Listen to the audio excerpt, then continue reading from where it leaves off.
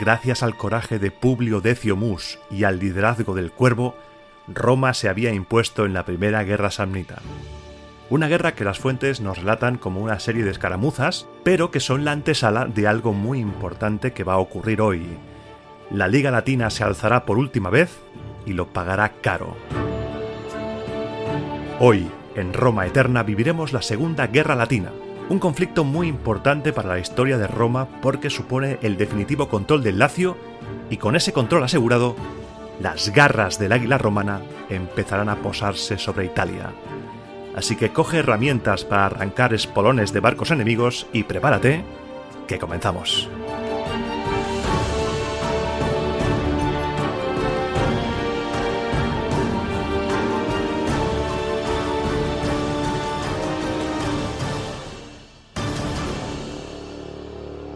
Si has leído el título y has pensado menudo tostón, la Segunda Guerra Latina, piénsalo dos veces, porque viene cargadito. Te prometo que no te vas a aburrir hoy. Roma está viviendo tiempos complicados en esta época. En el anterior programa habíamos visto la Primera Guerra Samnita. Vimos una rebelión militar un poco extraña, con tintes de secesión plebeya, con muchas trazas de invent, y hoy la situación empieza con calma con los samnitas. Roma y el Samnio habían renovado en el año 341 su tratado de amistad. Una amistad renovada entre romanos y samnitas que alejó de Roma a campanos y latinos. Recuerda que Roma entró en guerra contra los samnitas para defender a los campanos. ¿Cómo es posible que te alíes tan rápidamente con quienes hasta ayer por la tarde, como quien dice, eran tus enemigos hasta la destrucción total? ¿Fueron ahí a pegarse hasta matarse? ¿Era la intención en la Primera Guerra Samnita? Esa era la pregunta que se hacían tanto campanos y latinos. Y esos dos pueblos, como ya te dije al final del programa anterior, no dieron por zanjado el asunto samnita. Ni mucho menos. Oficialmente no.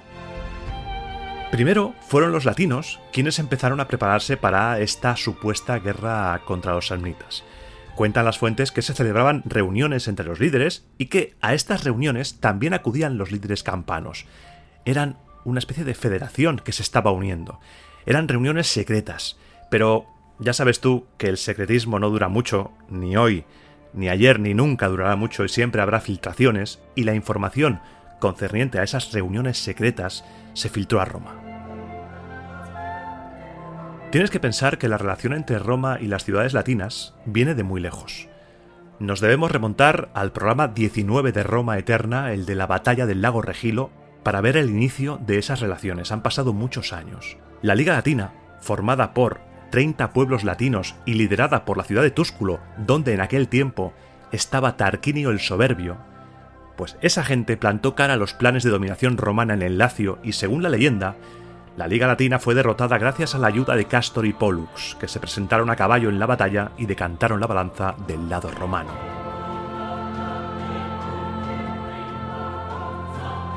Esta batalla del lago Regilo supuso que Roma y la Liga Latina firmaran un tratado, el llamado Foedus Cassianum, que se llamó así por el cónsul Espurio Casio. Un Espurio Casio al que, por cosas, no le fue muy bien en la vida. Ese señor acabó volando sin motor desde la roca Tarpeya y fue el primero de una lista de benefactores de la plebe que, según la historia legendaria de la República temprana romana, surgieron en esos primeros tiempos de república para defender a una plebe oprimida y que eran odiados por el patriciado. Un odio que todavía se ve en escritos del siglo I a.C. Por ejemplo, Cicerón, en su obra sobre la amistad, lo dice, textualmente dice: ¿y acaso hay alguien que no odie a Tarquinio el Soberbio, Espurio Casio o Espurio Melio?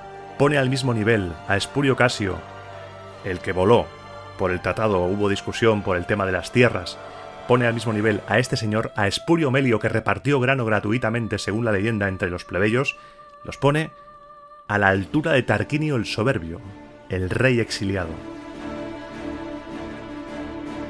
Las historias tanto de Espurio Casio como de Espurio Melio las tienes en programas anteriores de Roma Eterna que te recomiendo escuchar si no lo has hecho, porque ahora vamos a seguir con el Foedus Cassianum. El Foedus Cassianum, a pesar de que Casio volara, se mantuvo, y lo que representaba era la reivindicación de Roma como potencia dominante en el Lacio. Pero una potencia dominante que no absorbió a esas ciudades latinas. Las ciudades latinas se mantenían autónomas, eran independientes, no fueron absorbidas por Roma. Estaban obligadas, sí, a prestar ayuda militar, pero se las dejaba comerciar, se las dejaba casarse con romanos, se las dejaba tener política exterior propia, pero en tiempos de necesidad, Roma llamaba y había que acudir. Las ciudades latinas, para que nos entendamos, eran máquinas expendedoras de soldados para Roma. Y esta relación tuvo altibajos porque no siempre uno está a favor de ser una máquina expendedora de soldados. Y los latinos nunca estuvieron del todo de acuerdo en ser meras comparsas y auxiliares romanos. Pero más o menos la situación se mantuvo estable, una situación que duró hasta ahora. Ha pasado casi siglo y medio desde la batalla del lago Regilo, y este programa empieza en el año 341, cuando ya se anuncian los cónsules para el año siguiente, el 340, Tito Manlio Torcuato, el del duelo con el galo, y la sensación del momento, el héroe de Roma durante esos días, Publio Decio Mus. En cuanto llegaron a Roma los rumores de esos planes que tenían los latinos, Roma invitó a los 10 líderes más representativos de la Liga Latina para hablar de cositas. Los latinos tenían clarísimo que Roma les invitaba para pedirles explicaciones, para echarles la bronca y vete tú a saber qué más. Porque si estaban enterados de que pasaban cosas entre los latinos, pues había que prepararse. Y el Consejo de la Liga Latina empezó a discutir la respuesta y a dejar claras las reivindicaciones. Si Roma quería paz con los latinos, debía dejar de tratarlos como súbditos a los que exprimir pidiendo tropas y debía integrarlos como ciudadanos. Exigirían que la mitad del Senado estuviera formado por latinos y que uno de los dos cónsules fuera latino, con lo que nos ha costado que un cónsul fuera plebeyo, como para tener encima ahora que poner a uno latino, más problemas, pero bueno, los enviados latinos fueron a Roma, el Senado les concedió audiencia, y Tito Manlio, en condición de cónsul y siguiendo las instrucciones del Senado, lo primero que hizo fue recomendar a los latinos no hacer la guerra con los samnitas. Ese era el motivo oficial por el que se reunían los latinos, el tema samnita. Roma no sabía nada de la rebelión. Roma sabía que se reunían y Roma creía que se estaban reuniendo para preparar la guerra samnita. Y Roma, a través de Tito Manlio, les dijo, no lo hagáis porque los samnitas son amigos nuestros y puede haber problemas. Para responder a esto, se levantó un tal Lucio Annio, uno de los líderes latinos, que Tito Livio lo describe como pretor del Lacio, y que me resulta un poco problemático que se deje así y no se explique. Porque sí, la pretura había nacido hacía poquito, tras las leyes Licinio Sextias fue una de esas contrapartidas para aceptar que hubiera un cónsul plebeyo, pero es raro. Es raro que Tito Livio lo defina como pretor del Lacio, porque en esa época y hasta el año 241 a.C. solo había uno, un pretor, y estaba en Roma. Y aquí dice que había dos en el Lacio. Es posible que cuando Tito Livio lo nombrara pretor, se refiriera a que era un líder latino, porque si fuera un pretor romano defendiendo los intereses latinos, estaríamos hablando de otra cosa. Estaríamos hablando de que hay un conflicto civil más fuerte que una guerra Roma-ciudades latinas. Básicamente, Lucio Annio, si fuera un pretor romano del Lacio defendiendo los intereses latinos, no sale vivo de ahí. Pues este señor se levantó y cuentan que se comportó como si fuera un conquistador, como si hubiera entrado en el Senado con Roma rendida a sus pies, y habló con una osadía digna de remarcar. Lo de Lucio Annio es para echarle de comer aparte, porque el tío tenía unas narices, por no decir otra cosa, muy grandes, ya que cuentan que se levantó y con todo su morro exigió, no pidió, exigió que uno de los dos cónsules fuera romano, pero el otro debía ser latino. También exigió que la mitad del Senado fuera romano y la otra mitad latino. Y para tener alguna concesión de ambas partes y destacar la grandeza por historia de Roma, todo ese pueblo unido se llamaría Roma. Lo que Lucio Annio estaba exigiendo al Senado romano era formar un único pueblo, dejar de ser autónomos y formar una única república. Es posible que esta historia te suene, porque muchos años después, la guerra social será, con sus diferencias, será esto, una serie de pueblos que declarará la guerra a Roma porque quieren ser romanos. La guerra social del siglo I no es una guerra social de sociedad, es de soci, los socios romanos, los auxiliares. es la misma situación. Los latinos quieren ser romanos, los latinos quieren ser reconocidos, quieren tener derechos. También obligaciones, sí, pero ya han tenido demasiadas obligaciones sin derechos, quieren algo más, quieren dejar de ser ese secundario en una película de Rambo al que matan sin que se sepa el nombre siquiera. Quieren tener protagonismo, y eso es bastante lícito. A pesar de que evidentemente estamos ante un relato anacrónico de Tito Livio, no puede descartarse que esta guerra se iniciara posiblemente como respuesta de todos esos pueblos al cada vez más serio dominio de Roma, y que movidos por querer ser algo más que un cajero automático, declarasen esa guerra. Si Lucio Annio tenía las narices muy grandes, Tito Manlio las tenía aún más grandes, y Tito Manlio se volvió loco. Se agarró tal cabreo que dijo que si el Senado aceptaba eso, él mismo entraría en la curia con la espada desenvainada y mataría a cualquier latino que estuviera dentro. Tito Manlio era todo paz, todo concordia, qué agradable sujeto. Se volvió hacia la imagen de Júpiter y exclamó: «Oye, Júpiter, estas abominables palabras, oídlas, oh justicia y derecho. Tú, Júpiter, como si hubieras sido conquistado y hecho prisionero, has de ver en tu templo cónsules extranjeros y un senado extranjero. ¿Eran estos los términos del tratado que Tulio, rey de Roma, hizo con vuestros padres de Alba Longa, o el que Lucio Tarquinio hizo después con vosotros? ¿Habéis olvidado la batalla del lago Regilo? ¿Ya no recordáis nada de vuestras derrotas en los viejos tiempos y de nuestra bondad para con vosotros?» Y ya la tenemos liada. Bronca en el Senado, gritos, Lucio Annio, el latino, intentando salir de la curia despreciando a Júpiter, gritando. Todo mal, todo mal. Y es que además al salir se tropezó, se cayó por las escaleras, se golpeó la cabeza contra el último escalón y se quedó inconsciente ahí. Se quedó muñeco. No sabemos si se cayó o le empujaron. Y tampoco sabemos si se quedó en el sitio, si murió, o bien se quedó inconsciente, o, viendo el percal, abrió un ojo y dijo: «Uy, yo me quedo aquí, que pase la cosa y luego ya me levanto». No contentos con esto, el relato es todavía más jugoso cuando se le suma una repentina tormenta. Rayos, truenos, la ira de los dioses cayendo sobre la ciudad por esta ruptura de los tratados sagrados, una imagen potentísima. Todo se está yendo por el desagüe. Aquí no se puede excusar a nadie porque ninguno de los dos buscaba la paz. Todos buscaban una excusa para darse de hostias. Y el cónsul Tito Manlio, en un movimiento bastante ruin, mientras conducía fuera a los embajadores latinos, vio a Lucio Annio ahí, todo muñeco, todo pajarito en el suelo, y al verlo, gritó: «Bien está. Los dioses han iniciado una guerra justa. Está con nosotros el espíritu celeste, con nosotros el gran Júpiter. ¿Por qué dudáis, quirites, y vosotros, senadores, en tomar las armas cuando os guían los dioses? Derribaré las legiones latinas tal y como veis aquí derribado a su enviado». La gente se volvió loca, aplaudiendo, ovacionando al cónsul, los enviados latinos escapando de la ciudad como podían, escoltados por los magistrados para evitar que la gente los golpeara. No había otra salida. Guerra.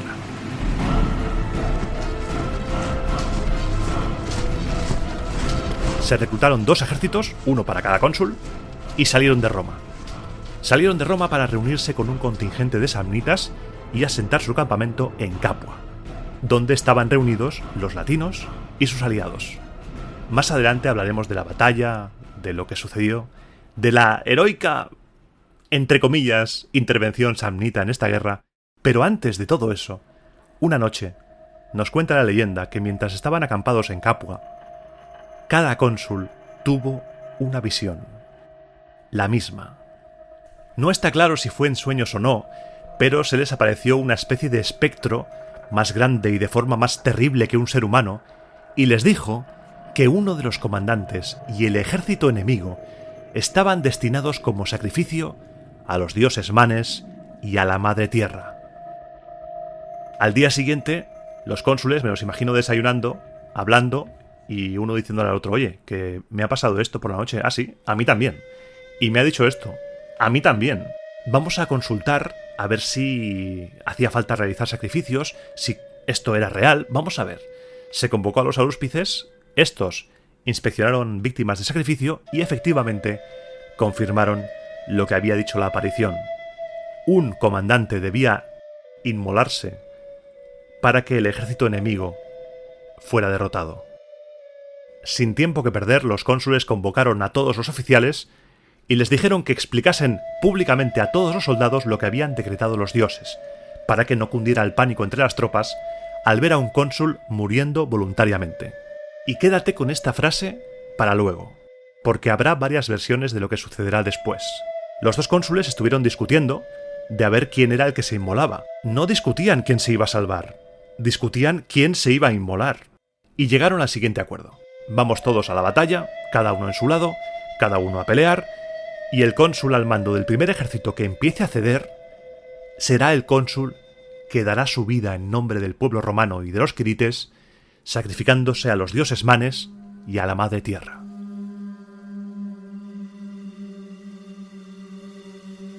El enemigo que tenía delante Roma era duro, ya que debes recordar que los latinos llevaban mucho tiempo luchando con Roma. Eran un pueblo semejante en lengua, en costumbres, en armas y en organización militar. Roma se enfrentaba a antiguos colegas, soldados camaradas, antiguos centuriones, y los cónsules, para mantener a todos alerta, dieron órdenes estrictas de que se debía mantener la disciplina militar a toda costa. Nadie debía hacer nada sin haber recibido la correspondiente orden. El castigo sería máximo, la muerte, para quien rompiera esa disciplina. Entre los soldados romanos que estaban alistados para esta guerra, entre la caballería estaba Tito Manlio, hijo del cónsul Tito Manlio. Y aquí te digo que hay momentos en los que se hace difícil seguir el relato de las fuentes porque vemos los mismos nombres durante generaciones. Y estás leyendo un texto y te está contando que Tito Manlio, Tito Manlio, Tito Manlio, Tito Manlio, e igual te está hablando de padre, hijo, abuelo, nieto, todo. Pues el hijo, Tito Manlio, estaba con sus jinetes, con sus compañeros de turma, haciendo reconocimiento por el campamento enemigo, y se encontró con una partida de caballería túscula.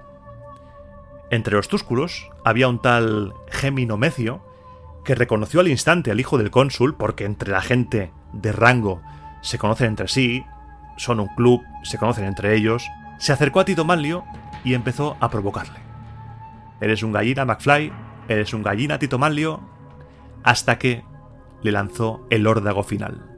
«¿Estás dispuesto a enfrentarte conmigo para que el resultado de nuestro combate singular demuestre cuánto más es superior un jinete latino a otro romano? McFly, ¿eres un gallina?» No hay huevos.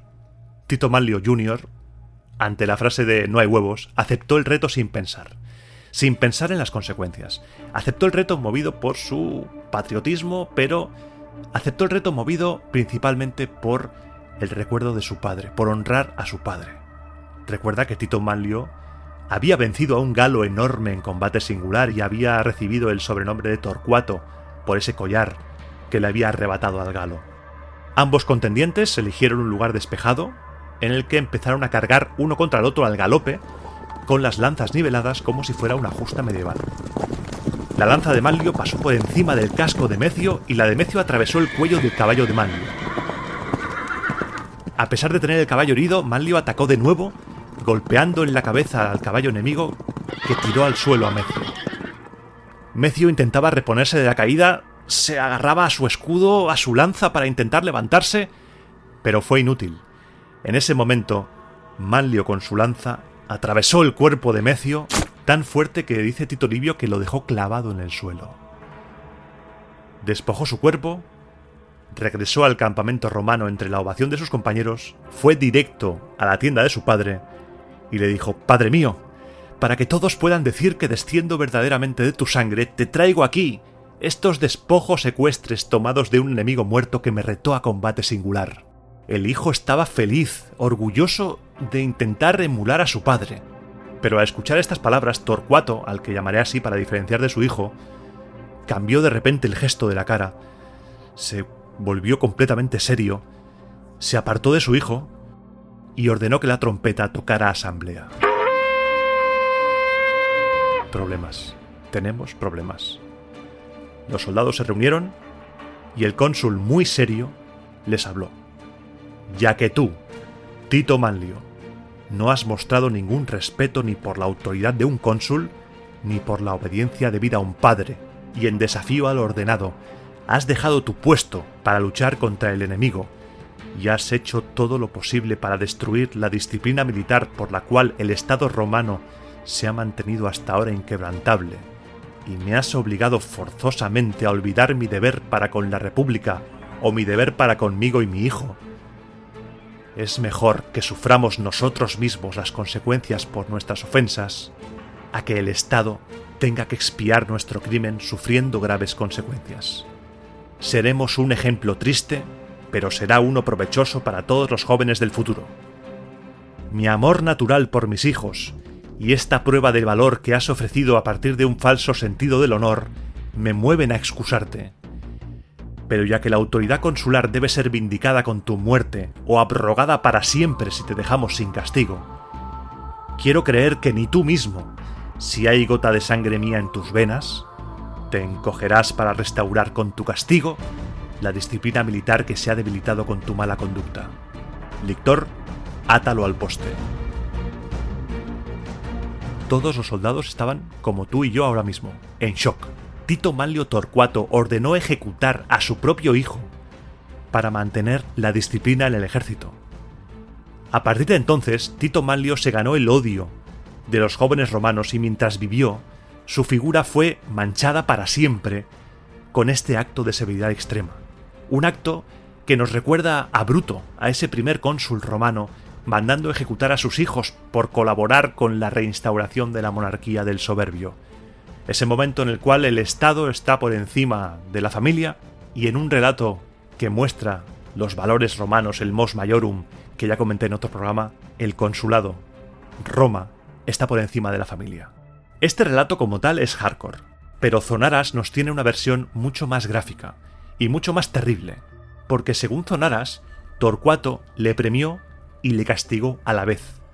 Al mismo tiempo que le colocaba la corona en su cabeza para premiarlo por la victoria en el combate singular, se la cortó.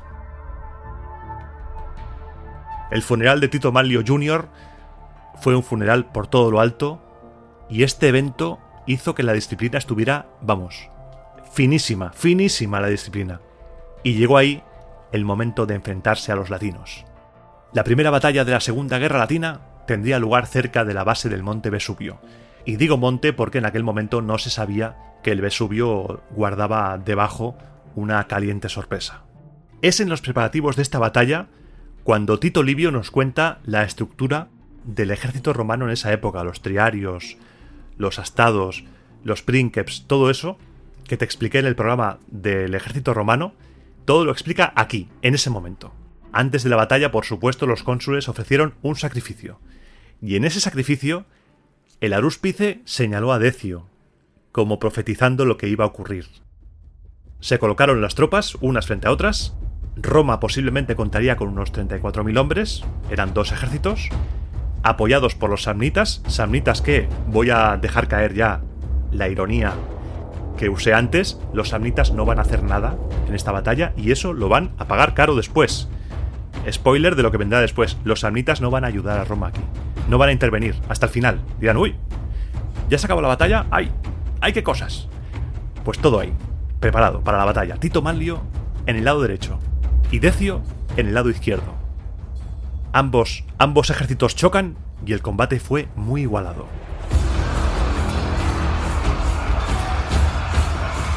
Ambos combatían tácticamente igual, en un lado y en otro, por ese siglo y medio de latinos luchando junto a romanos, y no fue hasta un rato largo cuando el lado izquierdo, el de Decio, empezó a flaquear.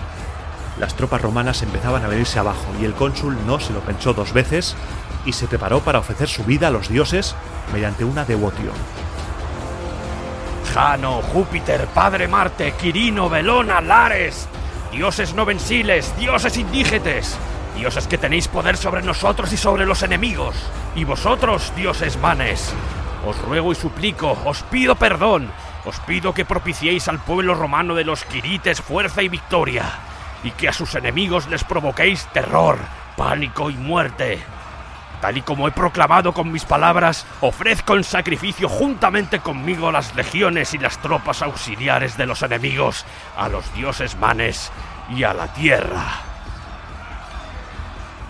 Ordenó a sus lictores que anunciasen al otro cónsul lo que iba a pasar, preparó sus armas, subió a su caballo y se lanzó a lo loco contra los latinos.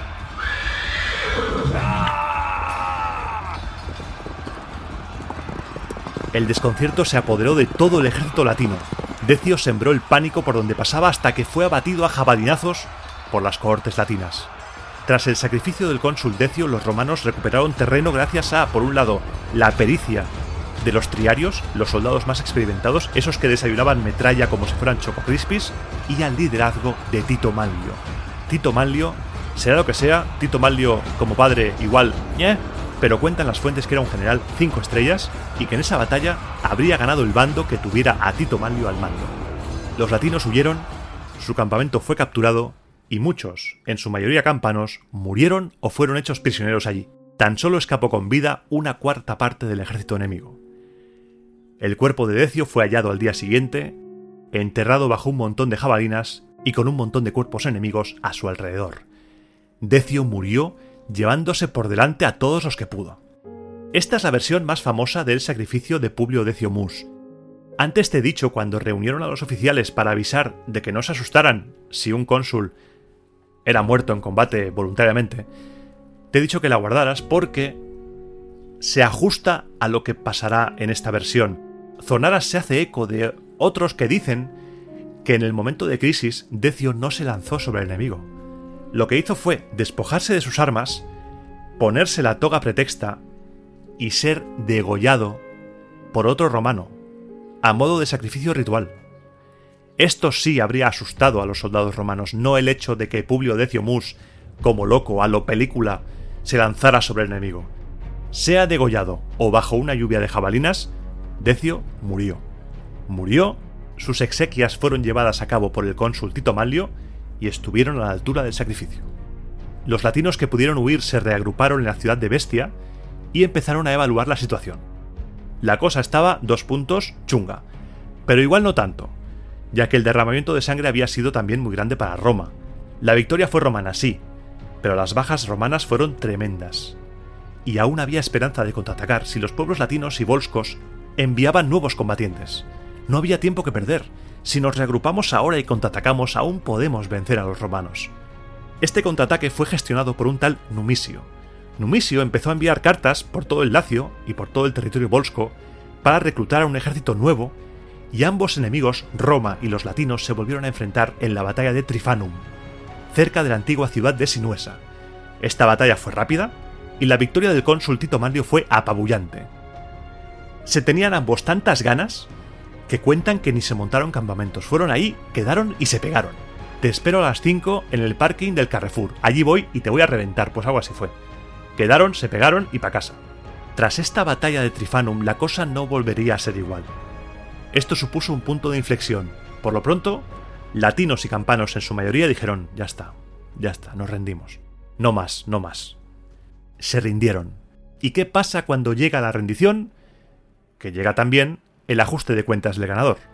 Y primero había que castigar a los enemigos. Lacio y Capua fueron privados de su territorio.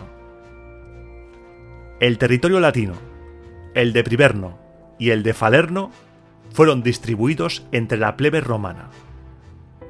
A la aristocracia de Capua, 1.600 personas según Tito Livio, se le concedió la ciudadanía romana honorífica y al pueblo de Campania se le ordenó el pago de una indemnización por gastos de guerra. Durante ese año, y a pesar de que las operaciones a lo grande se habían acabado, los ancíates, los de Ancio, seguían dando la tabarra y seguían haciendo incursiones en Ostia, Ardea y Solonia. Se nombró a Lucio Papilio Craso como dictador, aunque no hubo enfrentamiento abierto con ellos, solo se limitó a mantener un campamento permanente en territorio de Ancio durante algunos meses para amedrentarles y mantener más o menos en calma la cosa, y al año siguiente, 339, algunos pueblos latinos volvieron a empuñar las armas contra Roma. Los cónsules Tito Emilio Mamercino y Quinto Publio Filón se pusieron manos a la obra. Esta sublevación, breve, fue aplastada por las tropas de Publilio Filón en Fenectum. Tras esta victoria, Publilio recibió la rendición de los pueblos que se habían sublevado. Y mientras esto pasaba, el otro cónsul, Emilio Mamercino, llevaba su ejército a Pedum para enfrentarse a una alianza de Tibur, Praeneste, Belitrae, Lanubio y Ancio. Como ves, había toda una federación de pueblos en contra de Roma, pero Emilio lo estaba haciendo bien.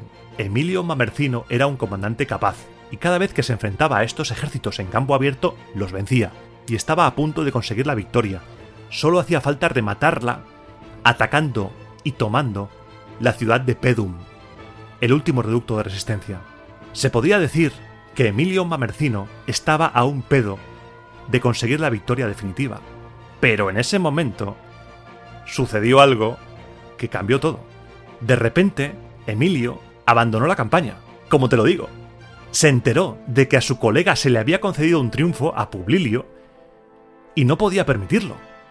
Emilio, que era un comandante capaz, era un envidioso de la hostia, era una rata, y se fue corriendo a Roma para reclamar su propio triunfo, ya que él creía que también merecía uno, porque había vencido a Tibur, Praeneste, Belitras, Danubio, Ancio, en campo abierto había vencido a todos, y merecía un triunfo como el otro cónsul. El Senado, por supuesto, le dijo, pero señor, ¿que has dejado la guerra a medias? Oiga, don Emilio Mamercino, no va a tener usted ningún triunfo hasta que Pedum sea capturada o se hubiese rendido. No puedes dejar las cosas a medias y venga a reclamar solo porque le vamos a conceder un triunfo a tu compañero cónsul. Vamos a hacer las cosas bien. ¿Que quieres un triunfo? Me parece estupendo. Gánatelo.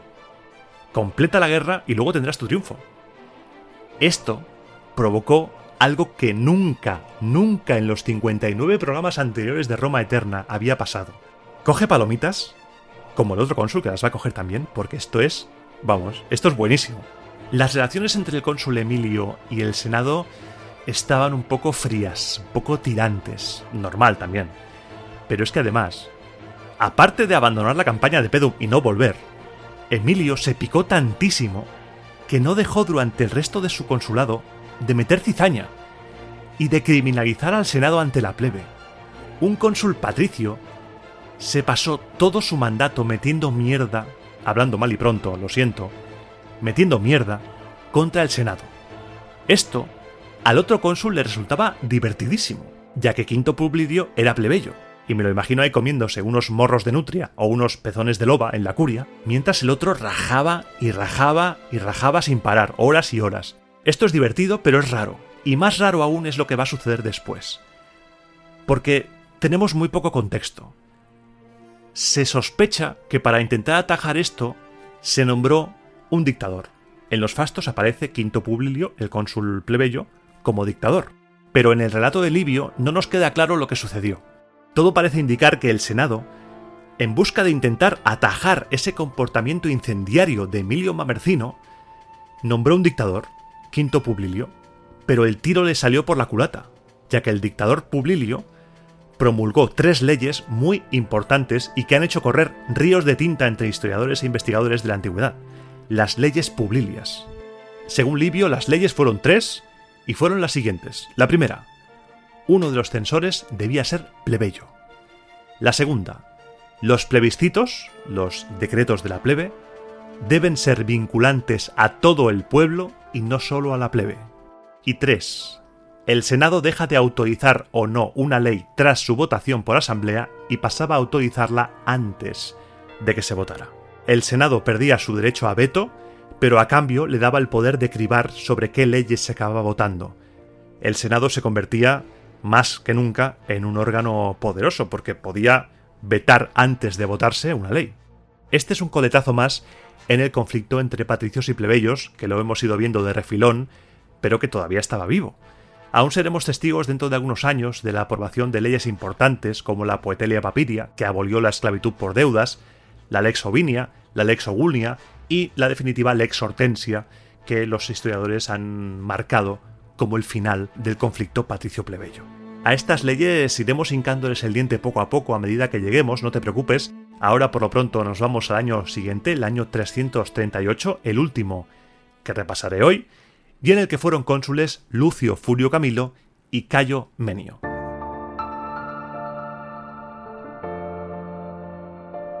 La guerra todavía estaba, y Menio derrotó a orillas del río Astura a un ejército combinado de Aricia, Lanubium, Belitrae y Antium, que acudían en ayuda de Pedum, lugar al que fue enviado el otro cónsul, Lucio Fulio Camilo, y en el que derrotó al último foco de resistencia latina y tomó la ciudad. Tras estas batallas, ambos cónsules fueron ciudad tras ciudad, rindiéndolas una a una para asegurar el fin de la Liga Latina. Una vez hecho esto, volvieron a Roma y les fue concedido un triunfo, además de una estatua ecuestre a cada uno en el foro. La guerra había acabado definitivamente, y Lucio Fulio Camilo, antes de que se celebrasen los comicios para elegir cónsules de cara al año siguiente, llevó ante el Senado un tema muy importante, un tema concerniente a los asuntos del Lacio, porque en ese momento Roma debía decidir, el Senado romano debía decidir si quería arrasar todo el Lacio, arrasar todas las ciudades, sembrar la devastación, el caos, el desierto, y que no exista un Lacio, destruir a unos pueblos que les habían servido muy bien en el pasado, que les habían dado tropas en el pasado para luchar en tantas guerras que te he contado, o bien podían asimilarlos, podían concederles la ciudadanía, podían expandir el territorio de Roma y así poner las bases del Imperio Romano. Esa era la elección que tenía el Senado delante. ¿Seremos una ciudad-estado con territorios, satélites, algunas colonias, y ya está, derrotamos y destruimos al resto? ¿O bien vamos a lo grande? Mentalidad de tiburón, señores, mentalidad de tiburón. Los senadores se pusieron manos a la obra y estamos ante un momento clave de la historia romana, decisivo. Aquí se van a poner los cimientos del futuro imperio romano. Y lo que hicieron, según las fuentes, es empezar a tratar cada caso de manera individual, pero bajo dos principios generales. El primero, los romanos firmarán tratados con cada una de las comunidades derrotadas individualmente. Ni por ligas ni por nada. Las ligas, confederaciones y esas historias se acabaron. La Liga Latina se disuelve. Y los miembros estarán vinculados a Roma por lazos distintos según el caso. Eso la primera, ni ligas ni leches. Y la segunda, se establecerán diversos tipos de relaciones. Y los súbditos de Roma quedarán divididos en categorías jurídicas dependiendo de los derechos y obligaciones que cada comunidad tendría a partir de ahora para con Roma. Y Tito Livio nos lo cuenta en todo detalle. Nos cuenta qué sucedió con cada una de esas ciudades. Y las agrupó en tres grupos. Los que fueron asimilados a Roma como ciudadanos, los que siguieron siendo independientes y los que fueron ciudadanos a medias. Y vamos allá. Primer grupo. Lanubio, Aricia, Nomento y Pedum, entre otras muchas comunidades latinas, fueron incorporadas al Estado romano.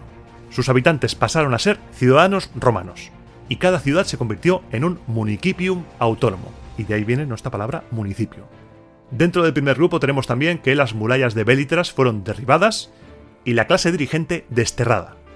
Las tierras fueron confiscadas a los aristócratas y estas tierras fueron repartidas entre colonos romanos y a los demás habitantes se les concedió la ciudadanía. Belitras romanos y además se enviaron colonos romanos. Y por último, para acabar con el primer grupo, Ancio. Los habitantes de Ancio se convirtieron también en ciudadanos romanos, pero se vieron obligados a entregar su flota. Algunas naves fueron destruidas y sus espolones de proa expuestos como trofeos en el foro romano, delante de la tribuna de los oradores, que desde ese momento esa tribuna se llamó Rostra, por los espolones cogidos aquí a Ancio. Además, a Ancio se le prohibió tener naves de guerra y también se enviaron colonos a esa ciudad. Las fuentes no dicen que la victoria sobre Ancio fuera naval. Ancio tenía una flota importante, y para poner los espolones ahí en la tribuna de oradores como algo importante, como un trofeo, debió ser algo muy heavy esa batalla. Este fue el primer paso para que Roma empezara a tener una armada, ya que las naves que no fueron destruidas fueron confiscadas por los romanos. Normalmente la gente dice, no, Roma no tenía flota hasta que llegaron las guerras púnicas. Sí había algo. No tendría una flota tan potente como la cartaginesa, por supuesto, pero sí que tenía flota. Roma conocía el mar, Roma se enfrentaba a piratas, había algo. Todas las poblaciones del Anubio, Aricia, Nomento, Pedum, Belitras y Ancio fueron incorporadas como ciudadanos romanos de pleno derecho. Eran a todos los efectos romanos. Segundo grupo. Algunas ciudades no fueron incorporadas al Estado romano, entre ellas Tibur y Praeneste. Siguieron conservando su condición de aliados independientes, pero con letra pequeña. Se vieron obligadas a ceder parte de su territorio a Roma. Se les prohibió tener relaciones políticas exteriores, se les prohibió casarse entre ellas, se les prohibió tener comercio entre ellas, con lo que les quedaba solamente casarse con romanos, comerciar con romanos y tener relaciones políticas con romanos. Tampoco hizo mucho daño esa prohibición porque todos sus vecinos prácticamente eran romanos, pero sí que les arrancó de cuajo la política exterior. No podían hacer tratos con otros pueblos que no fueran romanos. Todo pasaba por Roma. Eso, segundo grupo, que podríamos llamar como libertad vigilada. Y el tercer grupo estaba formado por territorios de fuera del Lacio. A esos territorios los romanos impusieron derechos parciales de ciudadanía. Eran la civitas sine suffragio, Capua, Suesula, Cumas, las Volscas Fundos y Formia. Años después se añadirían algunas más. Eran ciudadanos sin sufragio, que es como dice el nombre, no podían votar. Tenían las mismas cargas y obligaciones que un ciudadano de pleno derecho, pero no tenían sus derechos políticos. Debían ir a la guerra, pero no podían votar en las asambleas. No podían desempeñar ningún cargo público en Roma. Su estatus era parecido a los del segundo grupo, libertad vigilada, y se acabaron convirtiendo en municipios autónomos, pero los latinos del grupo anterior, los de la libertad vigilada, los de Praeneste, Tibur y demás, eran extranjeros, en Roma eran peregrini. Y los campanos y volscos, los del civitas sine suffragio, eran cives, eran ciudadanos. Con estos acuerdos, la ciudadanía romana, a pesar de que por supuesto no tenía la importancia que tendrá después en el siglo I cuando estos autores clásicos escriben la obra, cambia. La ciudadanía romana se convierte en un estatus legal transferible. Ser romano ya no es cuestión de nacimiento. Podías nacer romano, por supuesto, esa era la vía principal para ser romano, pero podías también adquirir la ciudadanía por otros medios. A partir de esta Segunda Guerra Latina, Roma empezará a organizar a sus enemigos vencidos mediante estas tres categorías que te he mencionado antes. Y aquí empieza una política de expansión romana a base de colonias que va a ser casi imparable. En el próximo programa, seguramente en el año 334, se formará la colonia de Cales, Calvi, una colonia que estará entre Roma y Capua. El modelo de Cales será el modelo que utilizará Roma para expandirse por toda Italia y después por todo el Mediterráneo. Creas una ciudad, envías colonos, ciudadanos, les das el gobierno de la colonia a un pequeño grupo de equites que formarán la clase dirigente y adelante. Tienes una mini Roma funcionando. Estas colonias crecen y van difundiendo el modo de vivir romano a los alrededores. Eran enclaves en los que se hablaba latín, se vivía al modo romano, se seguía el culto romano, se tomaba garum con todo. Es muy importante el tema de las colonias. Eran enclaves fundamentales para la expansión romana y te voy a poner un ejemplo muy rápido. Si no estás haciendo nada que te lo impida, cierra los ojos e imagina por un momento que tú y yo estamos en guerra. Tú eres un pueblo aleatorio, invéntate el que quieras, y yo soy Roma. Estamos en guerra y te venzo en la guerra porque soy Roma y por algo esto es Roma eterna. Te venzo en la guerra y no te voy a absorber. Tus ciudadanos no van a ser ciudadanos romanos. Firmamos un convenio, un acuerdo, un tratado. En esa paz yo te reconozco autonomía, te reconozco como un pueblo libre, pero reconozco también que como te has alzado contra mí y has perdido, vas a perder toda posibilidad de política exterior y de comercio exterior. Vas a tener que comerciar conmigo y tener relaciones políticas conmigo. Y para ello voy a poner cerca de tus enclaves de población, porque también has perdido parte de tu territorio, voy a poner una colonia romana, una mini Roma en tu casa. ¿Y qué pasa en esa mini Roma? Se habla latín, se vive al modo romano, se sigue el culto romano, se come garum con todo. Si no te gusta el garum, prepárate porque vas a comer garum con todo. Y poco a poco, a medida que pasen los años, te vas a ir volviendo romano, a fuerza de tener relación solo con esa colonia. Estamos en el año 338 a.C. y Luperca está acabándose los últimos restos que quedan de la Liga Latina, los huesos, los últimos pellejos, los últimos cachos de carne. Y cuando los ha acabado, Luperca alza la mirada y sus ojos miran a la izquierda, a derecha, arriba, al norte, al sur, miran en todas direcciones. Luperca sabe que derrotar a la Liga Latina es el primer paso en el viaje de Roma hacia la dominación de Italia y del mundo mediterráneo. Quedan algunos años todavía para que eso pase, pero todos los viajes tienen un comienzo y el viaje de Roma empieza aquí.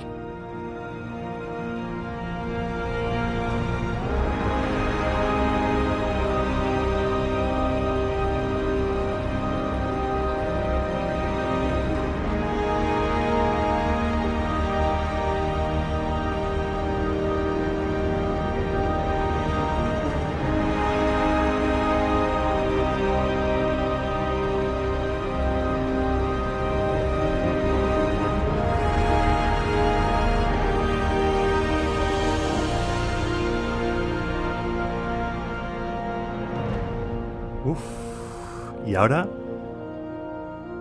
mientras se acaba esta canción, me vas a disculpar, pero hoy sí que voy a poner el ventilador, porque es que si no me muero. Estoy empapado, necesito un poco de aire. Y además el ordenador me está diciendo, por favor, dame más ventilación porque me muero. Un momento.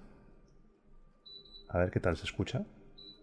Si veo que se escucha mucho, pondré música en esta sección sin música, pero es que estamos en unos días calurosos, muy calurosos. A ver, voy a dar más caña. Quizá mucho, ¿no? Espera, vamos a dar un poquito menos. Esto solo sucede aquí, en esta sección. Esta sección es especial. Esta sección es una cosa en la cual te puedes encontrar al podcaster poniendo el ventilador, al podcaster llorando, al podcaster contándote su vida, que es lo que voy a hacer ahora, por cierto.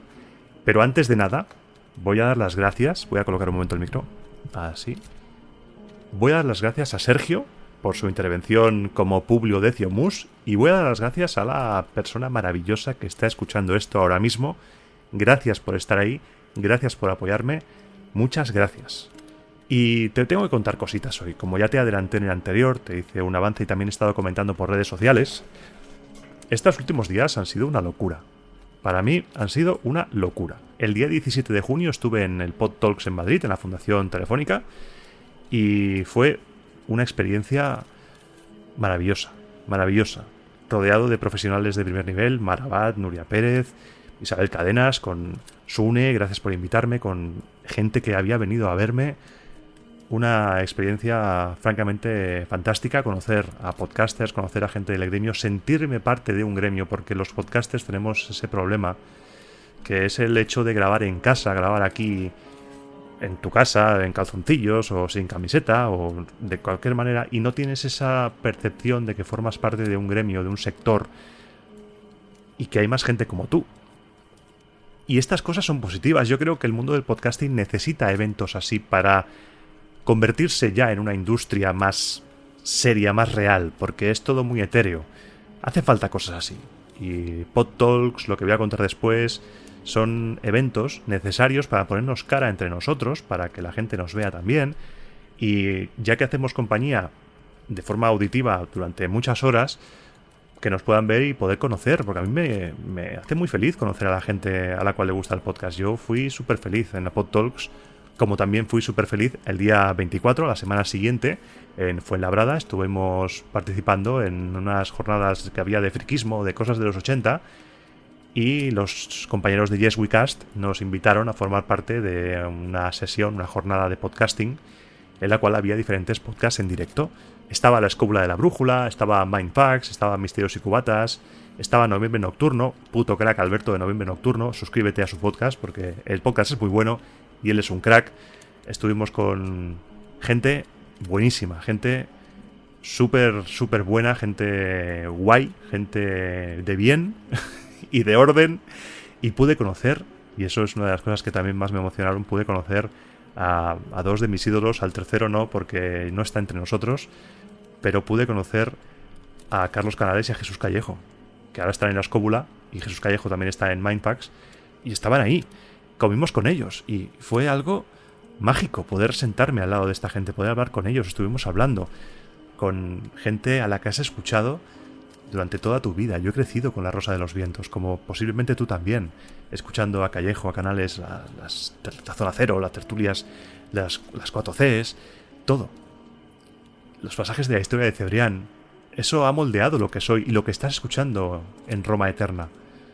Eso es fruto de ese chaval, ese Iván que escuchaba por la noche La Rosa de los Vientos.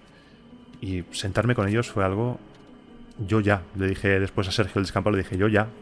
Y después por la noche teníamos actuación en directo, nuestro primer show en directo con El Descampado, podcast del que estoy orgulloso de haber formado parte desde hace mucho tiempo y que fue mi puerta de entrada al mundo del podcasting.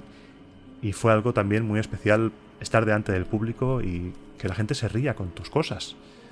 Sentir la conexión con el público fue algo también que me cuesta encontrar sinónimos. Tengo que leerme a Galdós para encontrar más sinónimos y poder describir la felicidad extrema que sentí. Me sentí que formaba parte de algo durante estas 2 semanas. Me sentí parte de algo. Me sentí que encajaba. Y por desgracia el directo en Fuenlabrada no acabó del todo bien. Bueno, acabó bien, pero no acabó bien porque no acabó. Te explico. Teníamos 8 páginas de guión, porque si algo tiene El Descampado... ¿El Descampado? ¿He dicho El Descampado? No. El Descampado. Si algo tiene El Descampado es que sabes cuándo empieza pero no cuándo acaba. Y nos habían dicho, bueno, os ponemos los últimos a las 12 de la noche, vosotros tiráis millas, vais haciendo y ya cerramos porque no pasa nada, ya que hasta la tarde no se hace nada al día siguiente tal cual. Vale. Empezamos a las 12:30 y cuando llevábamos 1 hora de show, más o menos, estábamos calentando. Para El Descampado 1 hora de show es calentar. Nos pasan una nota, un papel, y yo de refilón veo, id acabando, que hay que cerrar a las 2. Y yo, hostias. Las caras de los 4, Santi, Tere, Sergio y yo, debieron ser un poema.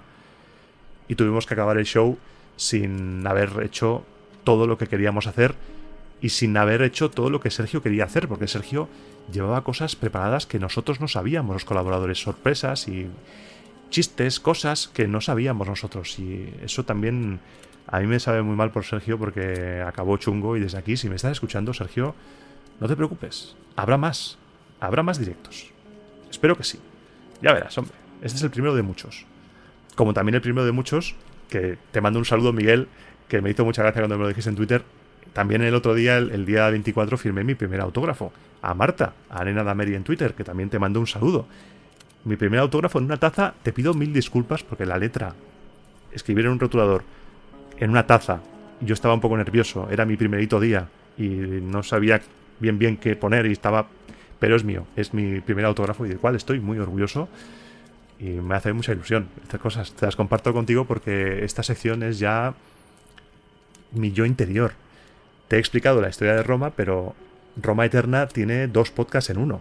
Es un podcast de cositas romanas y un podcast de alguien hablando, de Iván Martín contándote su vida y sus peripecias y lo feliz que es. Soy feliz ahora mismo, estoy feliz. Estas 2 últimas semanas me han hecho muy feliz y... También han pasado cosas que no puedo contar hasta dentro de unos meses, hasta que estén más avanzadas, pero estos días también se han cerrado cosas muy bonitas. Se ha cerrado una cosa muy bonita que no te puedo contar todavía, pero que te va a gustar, estoy seguro que te va a gustar. Y el año que viene te diré más cosas sobre esa cosa tan bonita. Y a veces pienso que me echaran del curro el día 30 de marzo fue como una señal o un guión establecido, porque ha sido eso y... poder hacer cosas sin tener la libertad, entre comillas, es una putada, pero sin tener la libertad de no estar en el curro, no hubiera podido hacer tantas cosas como he hecho estos días, porque estaría atado a un horario, estaría atado a un trabajo. Pero esto me está permitiendo poder hacer cosas, poder hacer más cosas, y creo que es la dirección correcta. Igual no vuelve a haber ningún evento hasta el año 2030, e igual dentro de unos meses escuchas un capítulo y te digo, pues mira, no ha habido suerte y estoy buscando curro. Pero estos días están siendo muy bonitos, déjame disfrutarlos. Iván del futuro, déjame disfrutar esto ahora. Y al Iván del pasado le digo que no se preocupe, que el bajón en el que entrará, porque algunos me habéis dicho, oye, te noto un poco de bajón estos programas, porque Roma Eterna yo le pongo el corazón, y si no estoy bien, se me nota. Y si estoy guay, se me nota también. Porque le pongo ese énfasis, esa pasión que no estoy interpretando un papel. Yo cuando te cuento con las ganas locas, con esa furia, esa pasión, las cosas romanas, soy yo que te está plasmando ahí todo. Y ahora soy yo que te estoy echando la chapa de tu vida, y está siendo la sección sin música de las más largas, creo yo. Y no quiero tampoco alargarme mucho más. Solamente agradecer de nuevo y recordarte que Roma Eterna es gratis. From the plebe, to the plebe, from the plebe, y puedes suscribirte, por supuesto, de pago. Si crees que vale la pena invertir tu dinero en Roma Eterna, puedes suscribirte en iVoox desde 1,49€ al mes, o puedes colaborar puntualmente desde la plataforma Ko-fi con un chupito de garum o en PayPal. Te dejo los enlaces a mis redes sociales abajo en la descripción del audio para no hacer más largo esto. Vamos a hacerlo más ágil para no estar repitiendo todo. Eso sí, si quieres ponerte en contacto conmigo, hazlo a través del correo electrónico, preferentemente, si me quieres contar algo, romaeternapodcast@gmail.com. Lo repito, romaeternapodcast@gmail.com, y encantado estaré de responderte, de leerte, igual que los comentarios. Déjame tu like, déjame tu comentario, compártelo con todo el mundo, con tus amigos, con tus padres, con tus hijos, con todo el mundo, con tus compañeros de trabajo, todo el mundo. Difunde la palabra de Roma Eterna, porque eres tú quien hace que Roma Eterna crezca y sea especial. Eres tú. Yo estoy aquí hablando, te lo he dicho ya alguna vez, yo estoy aquí hablando, soy un loco con un micrófono. Pero quien hace realmente especial la Roma Eterna es la persona que me está escuchando, tú. Y a la que siempre estaré agradecido, porque todo esto que te he contado en esta sección es gracias a ti. Gracias a tu apoyo, gracias a tus comentarios, gracias a que compartes el programa. Es todo gracias a ti. Y eso nunca lo voy a olvidar, porque en las horas más oscuras estabas ahí. Y a veces recibo correos muy bonitos en los cuales me cuenta la gente que les acompaño en momentos difíciles. Y también hay que decirlo al revés. Tú me acompañas también en momentos difíciles. Cuando recibo comentarios positivos, cuando recibo algo y estoy así de bajón, me da un subidón, me llena de energía. Y eso es lo más bonito de hacer el podcast. Y eso es lo que me da energía. O quizá también es el subidón de tener el aire del ventilador y poder tener un poco de fresco, porque es que estoy empapado, tengo la camiseta, madre mía. Grabar un podcast en verano es un ejercicio de riesgo. Me han llegado correos con información sobre ventiladores de techo. Tengo que mirarlo, no me ha dado tiempo. Estas 2 últimas semanas han sido una locura, como te he contado. He ido, he venido. Y no he tenido tiempo, pero lo haré. Lo miraré porque es una cuestión de vida o muerte, directamente. O igual no, y soy un poco dramático, puede ser. Pero lo importante es que nos acercamos ya al mes de agosto, estamos en la recta final. Queda un programa de República y queda una charla romana. Y por último, el anuncio también que me gustaría darte, la información que quiero decirte es que he entrado a formar parte también de la Asociación Divulgadores de la Historia, y estoy muy orgulloso. Estoy muy contento de que me acepten, porque hay auténticos titanes de la historia en esa asociación, y es como wow, ¿sabes? Wow. Y vamos para adelante. La vida nos da reveses, la vida a veces nos da de hostias, pero hay que ir para adelante. Esto es como un audio de WhatsApp, ¿eh? Esto más que un podcast ya es un audio de WhatsApp largo. Ese colega que sale por ahí y te cuenta su vida en un audio. Ese soy yo en la sección sin música. Así que sin más, me despido. Ahora sí, no quiero darte más la turra. Me despido y te espero dentro de 2 semanas, porque seguimos con la República. Y como siempre digo, te espero dentro de 15 días, pasaré lista en el próximo programa de Roma a Eterna.